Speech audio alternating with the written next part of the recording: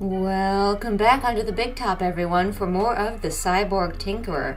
Last time, we saw Gwen getting her new cyborg eye and brain parts? Question mark? It's unclear. She met Bastion, the ringleader of the circus, who we think is in charge, but actually he's not in charge. That's the mistress of the circus. And we also meet Rora, whose point of view we get. She's an acrobat who believes everything when they are all told that the emperor who outlawed cyborgs now wants to meet some cyborgs, and the circus is going to perform for him. But is it a trap? And will Gwen ever actually learn how to do her job? Because she is woefully underqualified. Hello and welcome back for some more Cyborg Tinkerer. I know everything looks exactly the same. In fact, I might even be wearing the same sweater, but actually it's a week since I've read this thing. So we're just having another day where I have vacation because of the holiday. As a result, Adam is still over there, so everything's the same. And I am just going to read kind of as many chapters of this as I can stand. We'll see how many that is. It might just be 2, maybe 3, but we're just going to go ahead. Today our chocolate of choice is these like sponge candies, angel food I think is what you'd call them, from Fleet Farm. Okay, let's read. These chapters don't have titles, which is kind of disappointing because I really do want to see what she would title some of these chapters. It'd probably be all, like, chapter 1 would be finger banging. Finger banging. And then I recall in a previous chapter, horny for everyone Gwen was not horny for, like, a specific character who, like, showed up and was, like, very suave. Ah, we're back with Rora. Rora is having problems. She's trying to do her act, or practice her act, and her cyborg hand is, like, no, and it started on fire. So before, when she was like, I need a new limb to be able to perform, it wasn't clear that it was like literally a hazard. But at least now we're getting some proof that yes, she super duper does need a new one, because otherwise she will light on fire mid-performance and not in a fun way. Marzana, who is one of Rora's friends, was like practicing her act nearby and was like, come on, we're going to the Tinkerer. And all of a sudden Rora's like all very shy and like, oh, even though I want to seduce the Tinkerer, I'm also like nervous about it. Rora's last name is Lockwood. We have some real Jenna Moreci names as well. Boy, can you tell these authors were friends. We've got Rora Lockwood and Gwendolyn Grimm. What should we name our characters? I don't know, but I really want it to sound like a Golden Age comic book superhero names, please. So Rora is jealous of her own prosthetic hand because Gwen is paying attention to that instead of Rora herself. By the way, Rora is a hard word for me to say. And I don't know if it's hard for everyone to say, but it just mushes out of my mouth. So I apologize for all of the struggling when I say Rora. For some reason, Rora feels like vaguely violated by Gwen, like opening up the back of her robo hand. Like, is that considered very like personal in the cyborg world? Because she just like, that other guy whose thumb she was fixing, she just popped his whole fucking hand off and was like, okay, have a nice day. And he didn't seem like she had, like Rora says it feels like Gwen pulled her dress up to look at her undergarments. But that guy did not seem like she had just pulled his trousers down. So I'm not sure why Rora is feeling this way. Rora is mad that this isn't how her seduction was supposed to go, but she has not done or tried anything. There's no seducing going on. Like, girl, you're here, the Tinkerer is here, you wanted to seduce her, your hand is clearly malfunctioning. This should be really easy. Just start laying on the charm instead of sitting here. We get a block of exposition, just reminding us that the creation of new cyborgs is illegal, so no new parts are being made. So new parts are really hard to find, and the Tinkerer is not allowed to give her anything new. She just has to repair what she has. Which could have been a conversation that these two characters have, but Rora seems determined to not speak to Gwen. I don't know why she thinks that seduction is going to work, especially since she's clearly so bad at it. Why was her first thought I'm going to seduce the Tinkerer to get me a new hand, because she doesn't know this person. She has no idea who Gwen is, whether Gwen likes to follow the rules or disobey the rules, whether Gwen likes women. Like, she knows 0 things, and yet her first thought is seduction.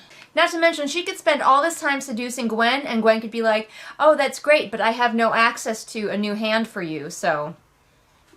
Like, what does she expect from Gwen that other Tinkerers could not get her? It turns out that it's super easy to seduce Gwen.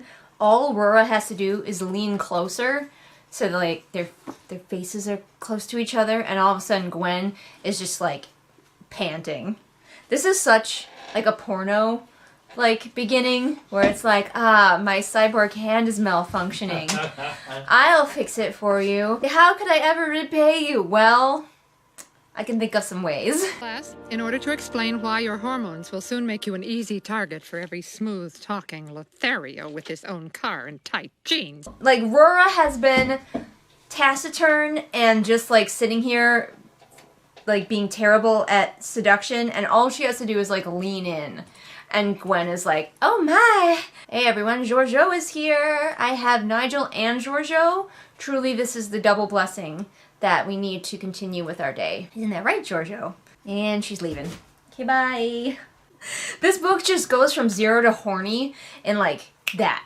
So, all of a sudden, Rora is having great success, mostly because she just leaned. She takes a look at Gwen's booty. She placed a screwdriver on one of the shelves, giving Rora a great view of an ass the sun would orbit. I like lady stack, that's a fact. Ain't holding nothing back. Girl has got some junk in the trunk, apparently. Like, how big is this badonkadonk? How big your booty? Well, suns orbit it, okay? I think what we're supposed to be getting from this scene is that Aurora goes in to seduce Gwen, but Gwen ends up seducing Rora, because Gwen is way more smooth and has, like, all the moves. So I think that what this scene is trying to do is trying to, like, be a little bit silly and be a little bit of a subversion of, like, oh, you think Rora's gonna seduce Gwen, but Gwen's the one who's doing all the successful flirting. Gotcha! Somewhere in all of this horniness, Gwen fixed Rora's robo-hand well enough that it's not, like, zapping her or lighting on fire anymore. And then Rora is like, are you going to the dance that's happening later? You want to go with me? Come on, I'll give you one of my pretty dresses. And that's the end of the chapter. I'm going to stop my camera filming in between every one of these chapters so it's easier for me to split these up as they need to. So I might be right back, or I might see you next episode. Who knows? Why is it I never notice that my hair is doing stupid things and I have so much acne unless I'm filming? That's my life. Alright, welcome back. Chapter 6. Last time, we were real horny, but now let's find out. We're gonna try on some pretty dresses, and maybe we'll have sex, and we'll have a reason for me to use my little page markers again. Gwen is horny as fuck, as per usual. Now Rora is gonna do her hair. I don't know how sexual encounters usually go for women, because I've never been with a woman, but people who have, you can answer me. Is there usually, like, girly, sleepover type activities before the sex? The hair doesn't lead to anything either. Gwen is, of course, turned on by having another woman running her fingers through her hair, but there's no sex. Now, don't get me wrong. I am not, like, here for the smutty parts of this book, but it feels like everything is supposed to be leading to some smut, and then it's like, nope, they're just doing each other's hair. Cause, like, Gwen is ready to go at all times, so. Rora has a shit ton of pretty dresses. I don't know how any of them would fit Gwen, because I think Gwen is taller than Rora. Not to mention the difference in the size of their ass. Oh yeah, we have to factor in that booty. I don't know if any of these things are gonna fit Gwen. Conveniently. Conveniently, Aurora just happens to have a dress that she picked up because she liked it, but it was too big for her. Now these two are acting like they've been girlfriends forever. Gwen is struggling to get the dress zipped up, and Aurora comes around the changing screen, and Aurora's like, you look radiant. Gwen says, but I'm wearing hair rollers. And then I can see the beautiful woman behind the rollers. So it's like they've been girlfriends now for a long time. It's very strange. They're just very comfortable with each other immediately. Lesbians, bisexuals, is that just how it be? And of course Gwen wants to keep wearing her mechanic's boots because she's that kind of character. very archetypal. You know what you're getting into with a character like Gwen. I still have no idea what this dress looks like. It's described that it's gold and that it's heavy, so I'm picturing like maybe a lot of sequins or jewels or something. But like, other than that, no idea. What's the cut of this dress? What's the fit? Backless? Like, give me something else about this dress we're wearing so I know what to picture, because I keep cycling in my head through like various dresses that she could be wearing. Future research seems to imply that this is what I'm meant to have been picturing. This is only a guess, though. The dress is never adequately described. She helps Aurora lace up her dress, which is very pink and voluminous, and all I can picture is the dress from The Princess and the Frog.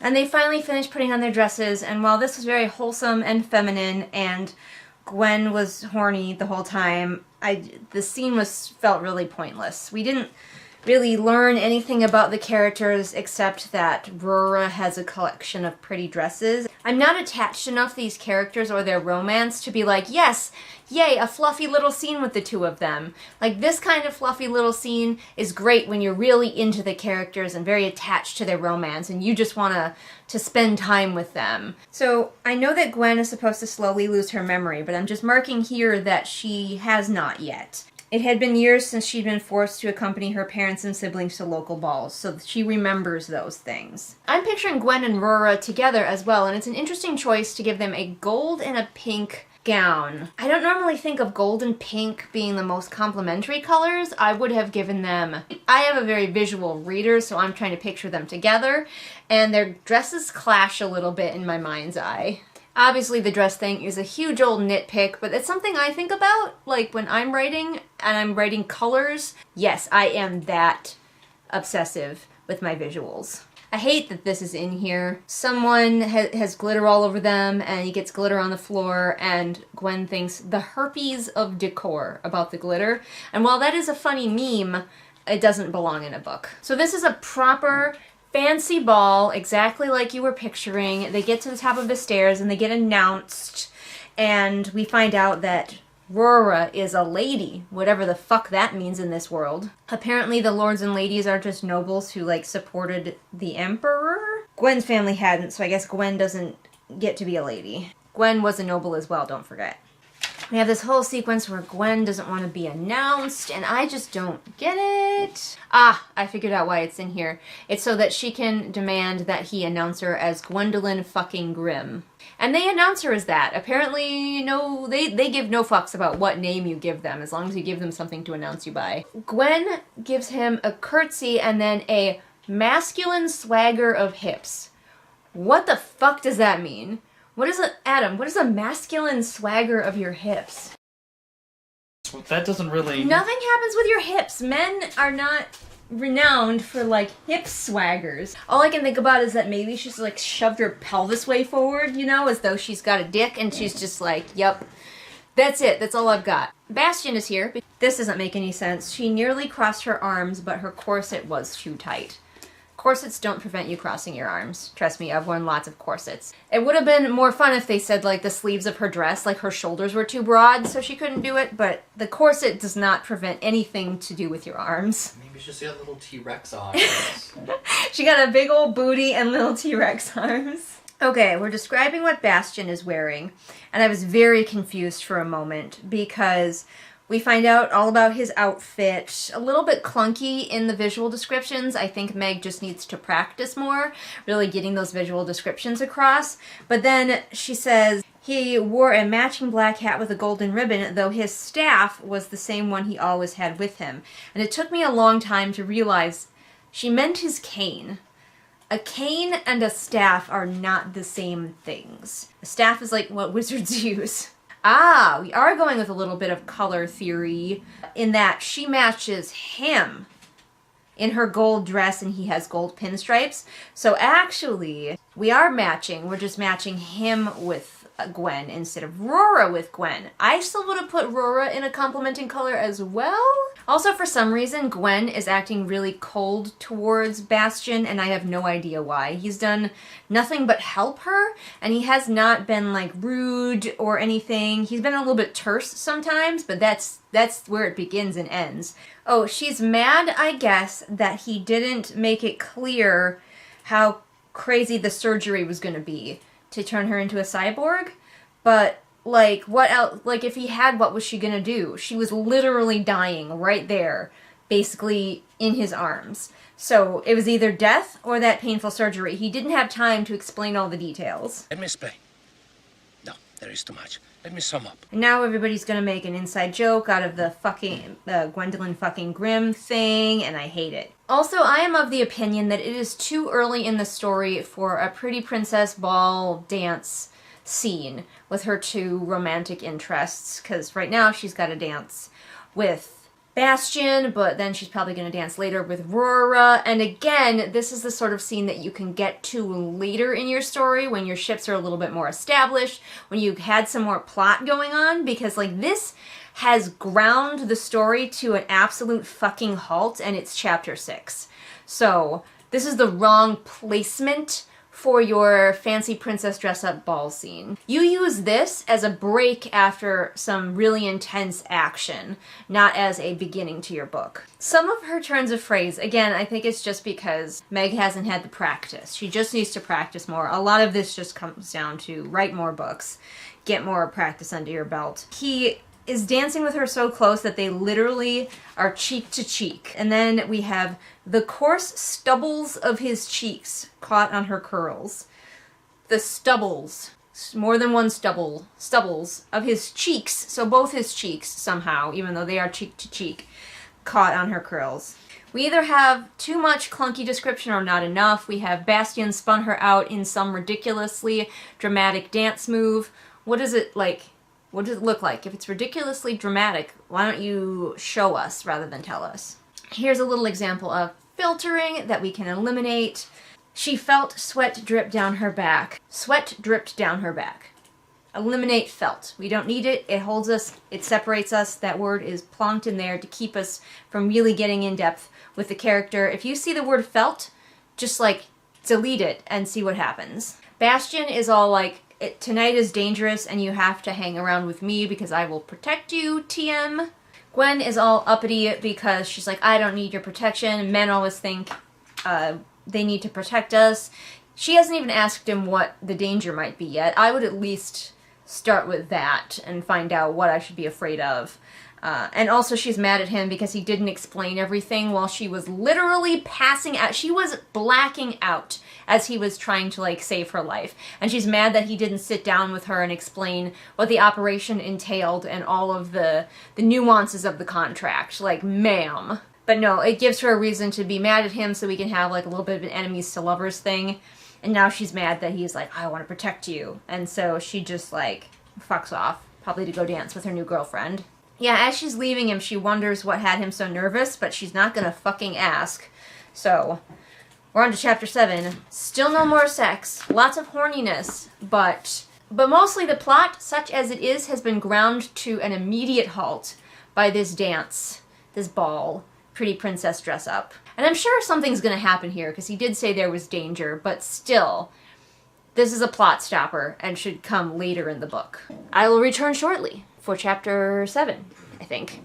Alright, I took a little breaky break, but now we're back to plowing through chapters of the Cyborg Tinkerer. What the hell?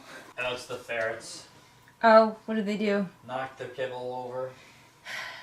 Alright, we figured out what the mysterious noise was. The ferrets spilled their food. So Adam's off cleaning that up. We're gonna get on to chapter 7. I just want to inflict you all with this first sentence because I had to read this. Pushing through the crowd, Gwen emerged on the other side of a sea of dancing hormonal adults in glittering masks.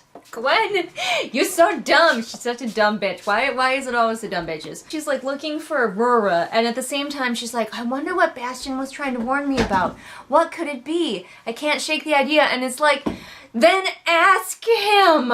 He was like, you in danger, and she was like, cool, bye. And now she's like, wait, What could he have meant? I don't know. He's still here. Go ask him. Also, it has been pandemic for way too long. She's describing squeezing through the crowd, and I'm like, that's danger. Don't do that.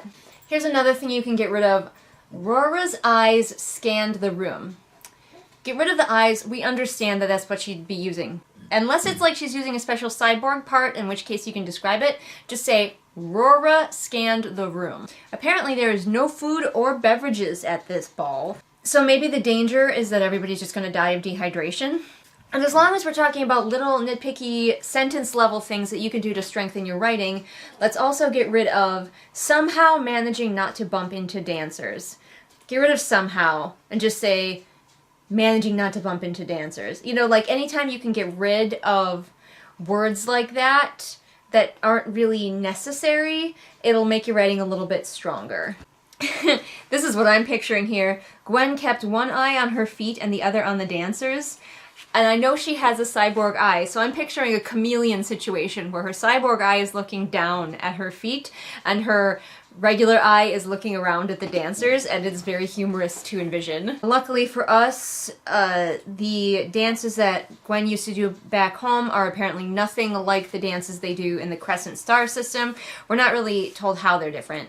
But that way, Gwen can be a bit clumsy as she dances, which I imagine is supposed to endear her to us or to her dance partners. I'm not really sure which. And of course, because she's dancing with Rora, Gwen once again becomes a resident of Horny Jail. I think perhaps we're going for a little bit of like a contrast with sexual attraction being the main driver for the Rora-Gwen ship and a different kind of attraction, maybe aesthetic, being the main driver for the Bastion-Gwen ship.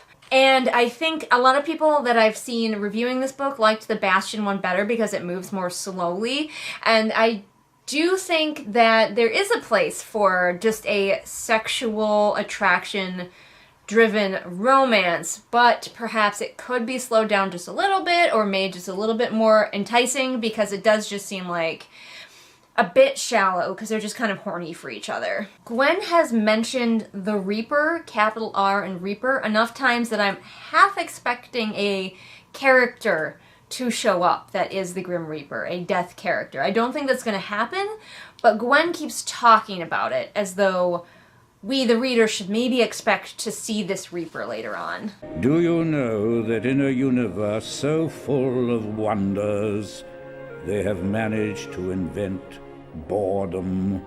We're having a lengthy conversation between the girls. Again, this is grinding the story to a halt. I know we're trying to get some conversation between them so that their romance doesn't feel quite so abrupt, but again, I would have moved this entire scene further into the story.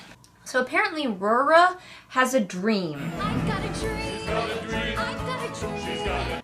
Of performing before the Emperor, or at least that's what she's telling Gwen. She dreams of performing before the Emperor and gaining patronage from him.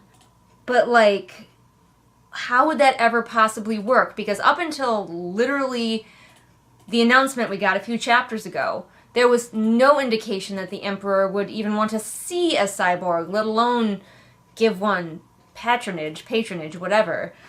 I don't understand this dream. And she doesn't say it was my dream to perform before the Emperor.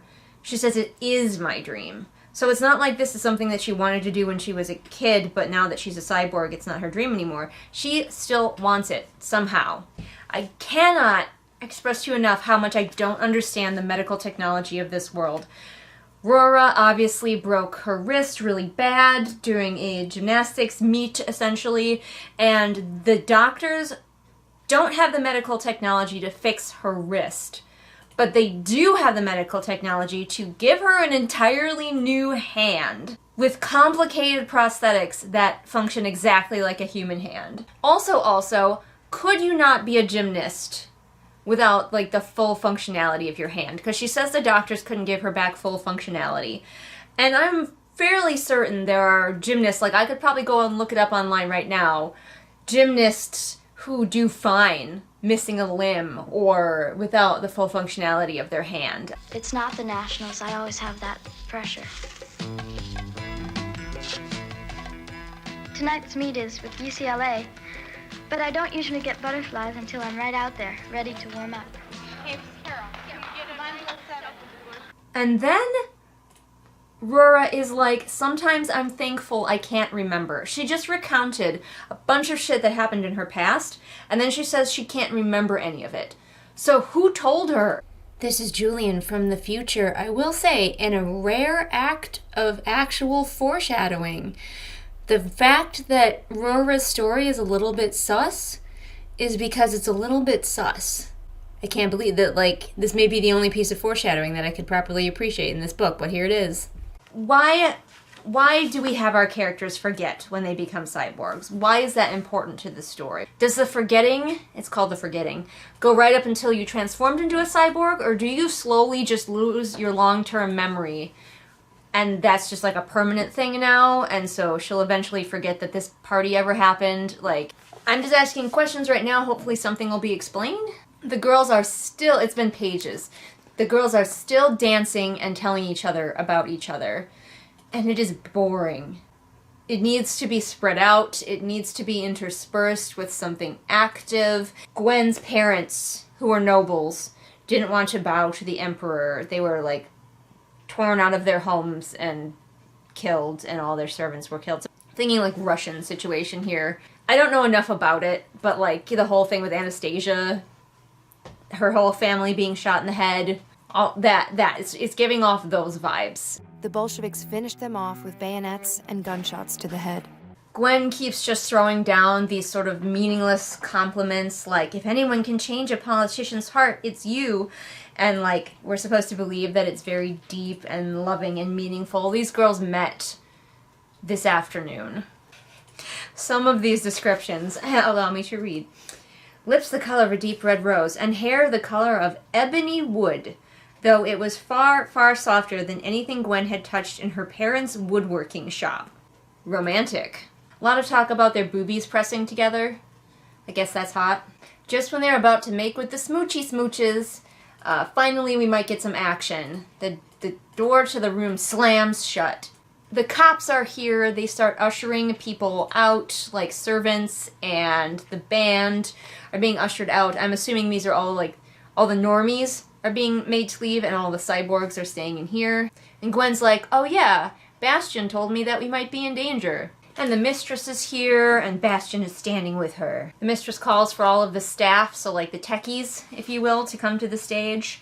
So Gwen has to go there. Now we're finding out about the competition, which I knew was going to happen from seeing reviews of this, because we have to have a competition with, like, multiple rounds, and it has to be a deadly competition. The mistress is like, we have too many performers, we can't take you all, and rather than leave some of you behind, we're just gonna start eliminating you. You magnificent bastard, I read your book!